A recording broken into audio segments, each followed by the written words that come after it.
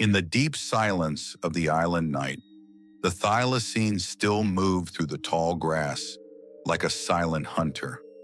But even as it walked, its world was already closing around it. It looked familiar, yet unlike any predator alive today. From its stiff tail to its striped back, every part of it was a masterpiece of a lineage standing at the edge of history. Its eyes carried intense instinct, caution, and the heavy weight of survival. Before we understand how it vanished, we must first return to the island that made it possible. For centuries, this vast and wild island had been its undisputed home, a sanctuary of ancient forests where the hunter truly belonged. But the tides were turning, and the predator was slipping away. Even its tracks were beginning to fade into the deepening mist. People called it the Tasmanian tiger, a name born of wonder and fear.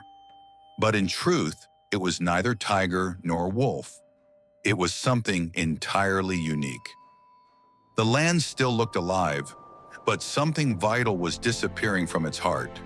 A growing silence was spreading across the valleys that once held the rhythm of a master hunter. Its body slipped into shadow like a memory, leaving behind a world that no longer had room for its kind. The striped phantom was becoming a ghost before it was even gone. This was a hunter standing near the edge of extinction, a final sentinel of an ancient line. In this pale light, we see the face of a species the world was already starting to forget. The thylacine still moved through Tasmania's night like a silent hunter, but its world was already closing around it. Where many should have moved, a heavy silence was growing. This was a hunter in its prime, robust, alert, and capable. It was not a weak animal, but even its great strength could not protect its future from a world that had noticed it too late. By the time we looked, they were already ghosts. The tragedy was that the world noticed their value too late as the last striped shadows began to fade into the mist of the past. Each last survivor carried the weight of an entire species towards silence, moving like a striped phantom between the shadows and the fog. Soon the island would remain, but its striped predator would not. The land would endure the wind, but its unique heartbeat was fading forever.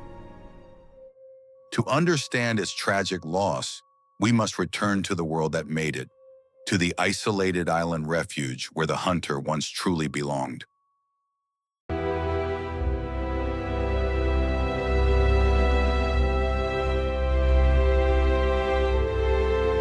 This was the island world the Thylacine once called home, an ancient sanctuary of mist and stone where time itself seemed to stand still. Wide hunting grounds stretched beneath a cold and gentle light, offering the striped predator a stage of endless silver grass and silent opportunity. Forest and grassland met here, shaping the rhythm of survival for a creature that lived in the boundary between the shadows and the light.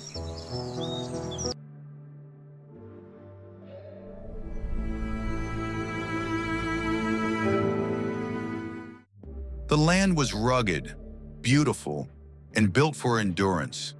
Tasmania was more than a place the Thylacine lived. It was the world that shaped it. Water moved through the island like a lifeline for every creature.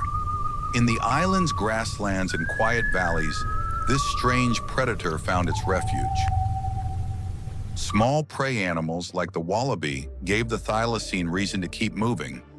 For a long time, this island world held together in a delicate balance. The island was filled with sound, motion, and a living balance that had remained unchanged for millennia, a paradise where every voice had its place. This isolated world shaped the Thylacine in quiet and powerful ways. In the island's grasslands and forests, this strange predator found its final refuge. Season by season, the island taught every animal how to endure, a world where survival was a prize earned every single day. Isolation protected this species for longer than most. keeping the Thylacine safe within a world defined by the sea and the silence. These borderlands gave the Thylacine cover, movement, and opportunity, the essential tools of a master hunter in a complex world. The land also offered shelter, secrecy, and quiet places to raise young, hidden worlds within the rugged beauty of the island. For a long time, this island world held together in a delicate balance, a paradise of routine and instinct that seemed destined to last forever. The Thylacine did not stand apart from this land. It belonged to it, a predator shaped by the very shadows and silver grass it walked upon. Tasmania became its refuge, its stronghold, and ultimately its final home, an ancient island sanctuary that protected what the rest of the world had forgotten. Isolation was the force that kept the Thylacine alive for ages, shielding it within a secret kingdom of stone and sea.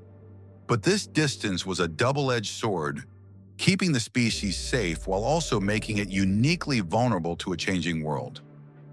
Every part of the Thylacine, its body, its behavior, and its ancient instincts, was tied to this singular place. It did not stand apart from the land. It was the living embodiment of the island's grasslands and the rhythm of its ancient forests.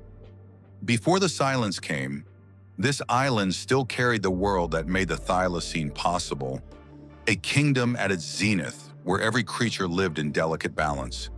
This was the island's heart, a refuge that allowed this strange predator to survive for ages. The Thylacine was built with a body unlike any other predator of its world, a predator shaped by isolation, instinct, and a need for survival. Its stiff tail gave it a posture that made it instantly recognizable, a unique physical trait that whispered of its ancient marsupial lineage. Its head was long and narrow, shaped for precision rather than brute force. From its powerful jaws to its sharp senses, every part of it belonged to the world that created it. Those stripes made it unforgettable, the mark of the Tasmanian tiger, a pattern of shadows that helped a phantom disappear into the wild. Its body carried strength and balance, especially through the powerful hind legs, allowing it to navigate the rugged terrain with tireless authority. It was built to move with caution, patience, and control, a specialist that relied on timing over raw speed to conquer its isolated world. Even its walk set it apart, strange and different from dogs or wolves. It moved with a rhythmic, slightly stiff pacing gait, a unique signature of a predator forged in isolation. Its jaws could open remarkably wide, giving it one of its most striking traits. This dramatic display was a silent warning, the sign of a hunter perfectly shaped for its own world. Sharp senses helped it read the world around it with constant awareness. From its keen eyes to its twitching nose, every part of it was tuned to the pulse of the island. Though it looked wolf-like in silhouette, the Thylacine was no true wolf at all. It was a phantom of evolution, mirroring the predators of distant lands while remaining entirely unique to its island home. It was a marsupial predator, part of an ancient lineage completely different from dogs. From the way it carried its young to the structure of its bones, it was a creature of its own making. Its body was shaped for the island it lived in, a world of quiet land, rough cover, and shifting prey, perfectly balanced for the edge where the deep woods met the silent plains. Its coloring helped it disappear into the earthy tones of its landscape. In the Tasmanian wild, the Thylacine's striped back was more than a mark. It was a cloak of survival. Every movement showed total efficiency, not waste. Survival through control meant moving with a silent precision that few other predators could ever hope to master. It relied less on speed alone and more on careful timing and instinct. The Thylacine was a patient strategist, waiting for the perfect moment that only isolation and instinct could provide. In the vast and rugged wilderness of Tasmania, the Thylacine filled an ecological role that few other hunters could ever take, reigning as the island's supreme marsupial predator. Tens of thousands of years of isolation shaped its body, its behavior, and the strange, singular path of its evolution, creating a hunter found nowhere else on Earth. Looking at it in its prime, everything about the Thylacine spoke of survival, a predator perfectly shaped by the ancient world that created it, and the last of its noble kind. As evening came, the Thylacine stepped quietly back into its world, leaving the safety of the shadows for the silence of the night. It followed routes shaped by instinct, memory, and survival, navigating a landscape it knew by every scent and stone. Every sound mattered in the life of a careful hunter. In this island world, survival was a balance of constant awareness and absolute silence. It read the land through scent, motion, and silence, a predator attuned to a world of invisible maps. In the cooling air, the Thylacine followed the ghost trails of the life that moved before it. Patience came before action, and caution before every chase. From the safety of the shadows, it watched and waited, knowing that survival in the wild was built upon the art of the long wait. It moved with control, closing distance without wasting energy. Every muscular shift was a masterclass in stealth, allowing the striped hunter to draw near without disturbing a single blade of frost-tipped grass. When the moment came, stillness turned instantly into pursuit. The hunter's patience was replaced by the raw, focused energy of the chase. Small and medium prey helped sustain its place in the wild. It was a hunter built for the long run, following its target with tireless persistence. Even in action, it remained alert to every shift around it. In the silence that followed the pursuit, the hunter was already listening for what might come next. Like every creature, it lived by simple rhythms of hunger, movement, and water. In the quiet of the evening, the hunter pauses to sustain its life. Much of its life was spent in quiet solitude, a single striped phantom moving across a world that offered no company but the wind. By day, it often withdrew into shelter and shadow, using the forest as a shield against a world that was already beginning to change. Its survival depended on routine, timing, and a deep knowledge of place, a life perfectly tuned to the rhythm of the island. But survival was not only about hunting, it was also about raising the next generation in the secret, safe places of the land. Its young began life in total dependence, protected within the mother's care, growing in the hidden warmth of the pouch. As they grew, the mother slowly introduced them to the world beyond shelter, a landscape of infinite scent and sudden danger. Step by step, they learned the paths, dangers, and rhythms of the land, becoming masters of a world that demanded total control. Every lesson mattered because survival had to be learned early. In the silence of the night, their lives depended on constant awareness. Even in silence, there was a fragile family life here, a bond forged in the secret, safe places of the island.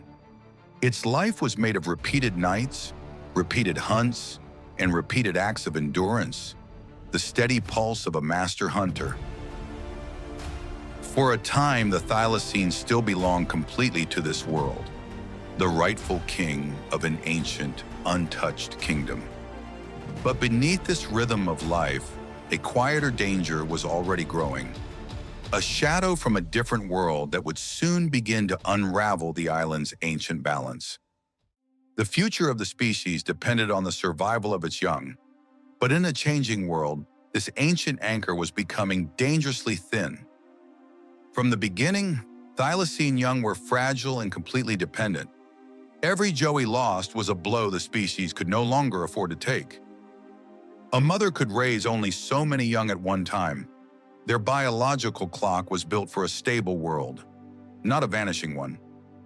Without protection, the next generation had little chance to survive. Every joey lost was a blow the species could no longer afford to take. Safe shelter was essential, and even that safety could not be guaranteed. As their world encroached, the secret places of the island were no longer enough. When numbers are low, every loss becomes more dangerous. Isolation weakened the species by separating survivors from one another in a thinning world. Isolation weakened the species by separating survivors from one another, turning a vast island sanctuary into a series of lonely, disconnected islands.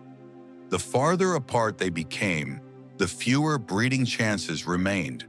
In the growing silence of the wilderness, the paths to new generations began to fade. Some animals may never have found mates again. They lived as the last of their kind in their territories, kings of a world they could no longer pass on. Pressure on adults also meant less strength left for raising young. Every ounce of energy spent on survival was energy stolen from the future. If mothers were lost, entire future bloodlines disappeared with them. In a thinning population, one single tragedy could end a lineage forever. The species could not replace its losses as fast as those losses were happening. The math of survival was breaking, and the island was falling silent. Even small declines became serious when they continued year after year. The silence of the land was growing, one territory at a time. A species can survive hardship, but not endless pressure without recovery. For the Thylacine, every day was now a battle against an invisible weight. Each weaker generation carried a smaller hope of survival. The future was no longer a promise.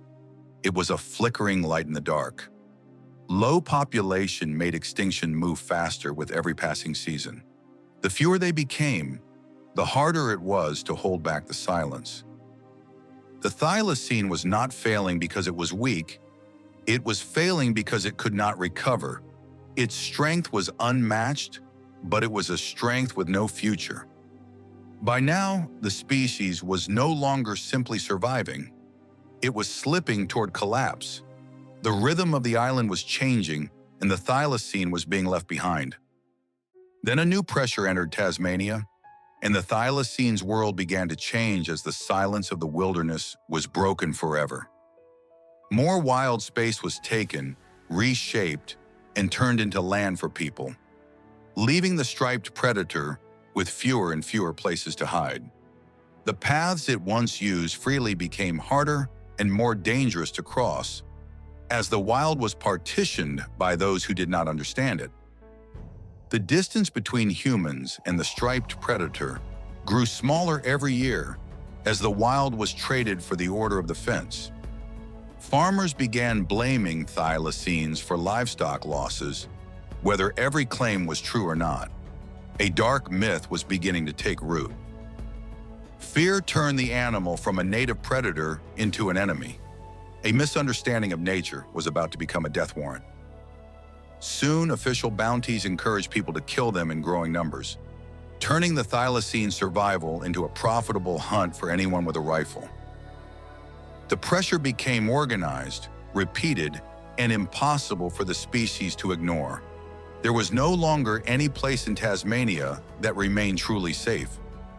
Each death removed not only one animal, but part of the species' future. A lineage thousands of years old was being cut short, one silent territory at a time. This was no longer only a struggle against nature, it was a struggle against people, as the ancient wilderness was slowly replaced by a world that had no room for them. Habitat pressure added another burden, reducing the places where it could hide and hunt, forcing the predator into the open where it was most vulnerable. Changes in the land may also have disturbed the prey it depended on, unraveling the delicate food chain that had sustained the thylacine for thousands of years. Disease may have weakened some survivors, making a shrinking population even more fragile and pushing the species closer to the absolute edge. Isolation made every threat worse because there were fewer animals left to absorb the damage of a world that had turned against them. A small population cannot endure constant losses forever, as the vital links between survivors are slowly severed until the species simply vanishes. The species was now trapped between shrinking space and rising persecution, a master of the wild with nowhere left to run. What had once been survivable was becoming irreversible, as the ancient predator faced a threat it could no longer outlast. The turning point had arrived, and the path back was closing. The Thylacine was fading from the land it had called home for millennia.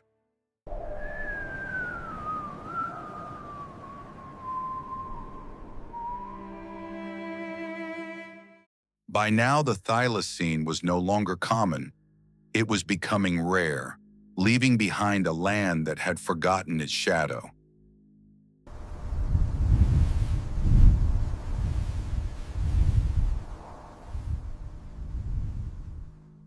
Places that once carried life now held only silence, as the rhythmic pulse of the hunter was replaced by the hollow whistle of the wind.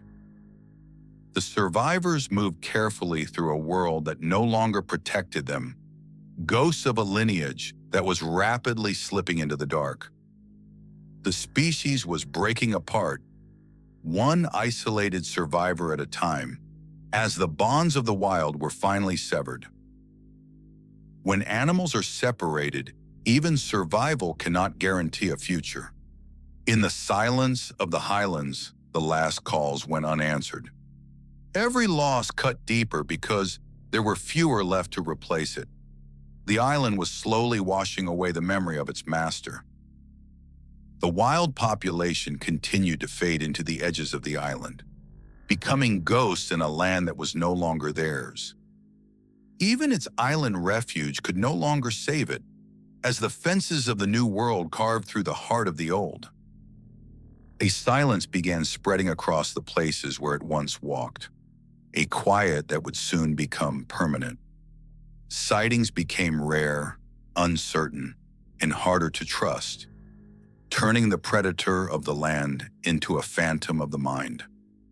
The species was drifting toward disappearance, crossing its final range as the light of history began to fade.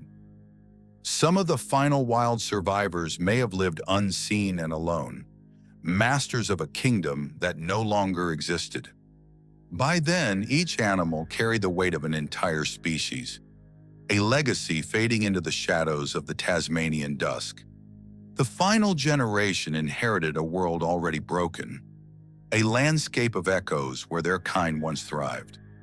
Hope was becoming smaller with every passing year, as the fire of an entire lineage began to flicker out. The wild Thylacine was nearly gone, a final shadow passing through a land it would never truly inhabit again. Soon the story moved from wilderness into captivity, where the pulse of the wild began to slow behind wooden bars. A predator once shaped by open land was reduced to a confined memory, a king in a cage, waiting for the end. The last known captive became the final living symbol of its kind, a king of the wild reduced to a solitary ghost. Loneliness became the final image of a species, a master of the open range pacing a few feet of cold. In Hobart Zoo, the last known Thylacine waited at the edge of history, a living fossil unaware of its own finality. The world began to understand, but far too late. A unique predator was fading into history, just as a new era was beginning. The final known moment was approaching, the end of a journey that had lasted for millions of years. Then the last known Thylacine died in captivity. With that final silence, the recovery of a species became impossible. With that loss, no true recovery remained. The last witness to a million-year journey had finally vanished. The species passed out of the living world, leaving its ancient home to a silence it would never break again. Tasmania was left without its striped hunter. A million years of evolution ended in a single, quiet night. The Thylacine was gone, leaving only silence behind. The final shadow has now vanished into the dark, and 1 million years of history has quietly come to an end. After extinction, the land remained, but a vital pulse has faded, and something truly irreplaceable is now missing from these ancient valleys. The world did not stop turning when the last tiger fell, but the balance of the wild shifted, and the wilderness was no longer the same. What survives now is fragile evidence of a life once real, a collection of shadows held in glass, far from the wind and the soil. These old, flickering images became our only windows into a species the world could no longer meet, a visual echo of a predator we failed to understand. Even a few fleeting seconds of movement became priceless artifacts after the living animal was gone, a haunting reminder of the life that once breathed. Today, science carefully examines every fragment and fossil that remains, desperately trying to piece together the secrets of a species we lost before we truly understood it. In the quiet of the museum, the thylacine became far more than just another extinct animal. It evolved into a powerful symbol of our own shared responsibility. It stands as a reminder of how quickly life can become memory, a vibrant, breathing presence lost forever to the cold silence of the past. With its disappearance, Tasmania lost a hunter shaped by thousands of years, leaving behind a hollow wild that can never truly be filled again. Its story warns us what can happen when fear replaces understanding, and the heavy price we pay for destroying the wonders we fail to know. The physical tracks have long since vanished from the earth, but the hard lesson of their departure remains etched deeply into our collective conscience. In science, in story, and in the heavy silence of the wild, the thylacine still refuses to disappear completely from the world it once called home. The last Tasmanian tiger is gone, and while the master hunter has vanished, its profound absence still speaks to us through the eternal quiet of the land.